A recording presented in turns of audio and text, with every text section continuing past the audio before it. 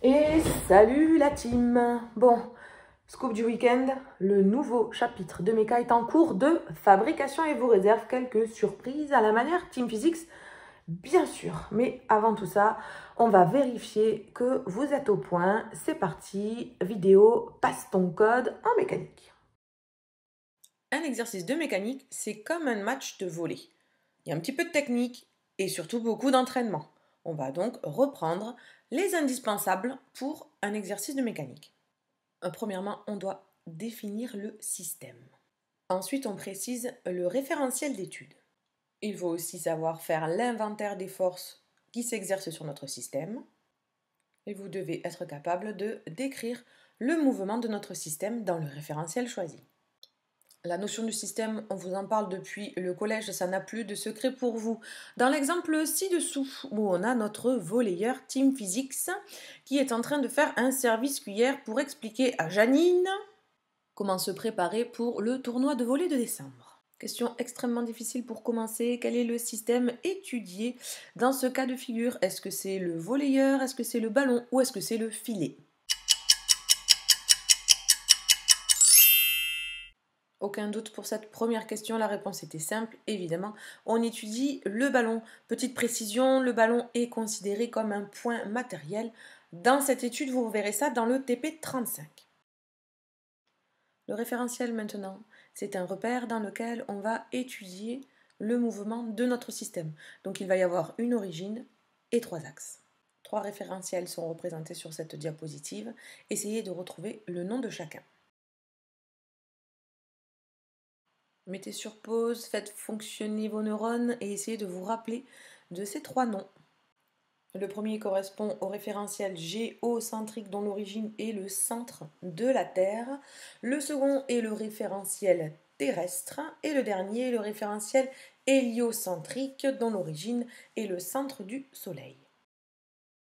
Quand on fait de la mécanique, on va parler de force, on va parler de mouvement, de trajectoire, de déplacement et pour symboliser tout ça, on utilise l'outil mathématique vecteur. Si on refait un tout petit point sur la base, un vecteur, il a 3 caractéristiques. Quelles sont ces 3 caractéristiques? Sa direction, son sens et sa norme. Pour calculer la norme d'un vecteur, on va avoir besoin de ses coordonnées. Et pour trouver les coordonnées, on va se servir de la projection du vecteur. Lorsque l'on projette le vecteur OM sur l'axe OI, on va lire sa coordonnée et lire sur cet axe la valeur x. Lorsque l'on projette le vecteur OM sur l'axe OJ, on va pouvoir lire sa coordonnée y. Pour noter les coordonnées du vecteur, on a 2 possibilités. Soit on écrit OM égale entre parenthèses x, y, soit on écrit OM égale xi plus yj. Et pour la norme du vecteur, du coup, on fait comment? Rappelez-vous la formule qui permet de calculer la norme du vecteur OM. C'est à vous. Norme de OM égale racine de x carré plus y carré. Dernière partie sur les différents mouvements mécaniques. On a différents mouvements qui sont caractérisés par des adjectifs. Essayez de retrouver les 5 mouvements qui sont représentés ici. Vous avez pour vous aider les vecteurs vitesse et accélération qui sont représentés. Allez, pour ceux qui sèchent, je vous donne les adjectifs à retrouver pour chaque cas de figure.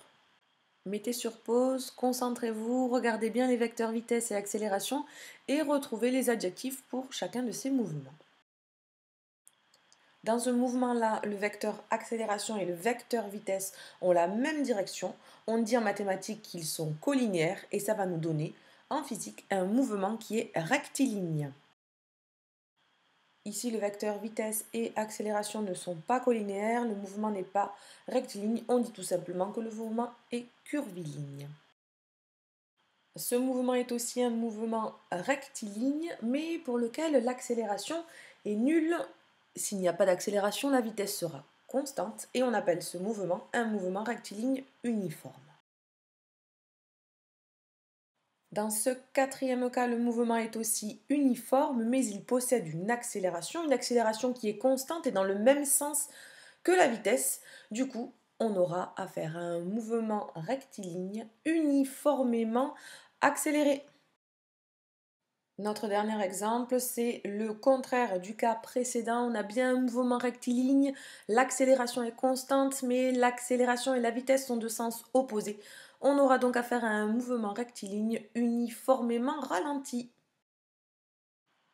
Faire le bilan des forces, c'est trouver toutes les forces qui s'exercent sur le système.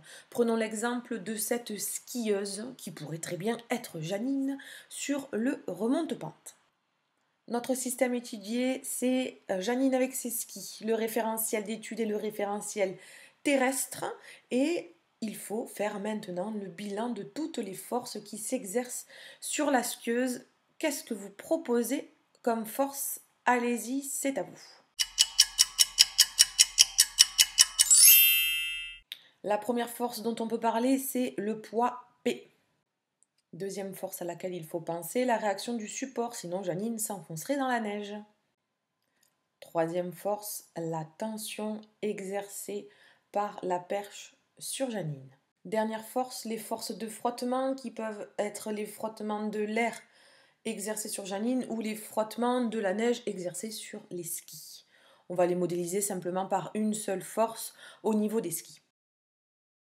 Dernier point à reprendre, on avait vu l'année dernière qu'il y avait un lien entre la somme des forces et la variation de vitesse. Est-ce que vous vous rappelez de ce lien, de cette formule qui relie la somme des forces et la variation de vitesse? Somme des forces égale la masse fois cette variation de vitesse. Et on va voir que cette formule correspond en fait à la deuxième loi de Newton que l'on va énoncer et appliquer cette année. Bon, j'espère que vous avez tous validé ce code pour pouvoir attaquer le chapitre de mécanique sereinement. Si ce n'est pas le cas, regardez à nouveau cette vidéo. Vous pouvez aussi retrouver la vidéo de rappel de seconde de l'année dernière et vous remettre dans le bain.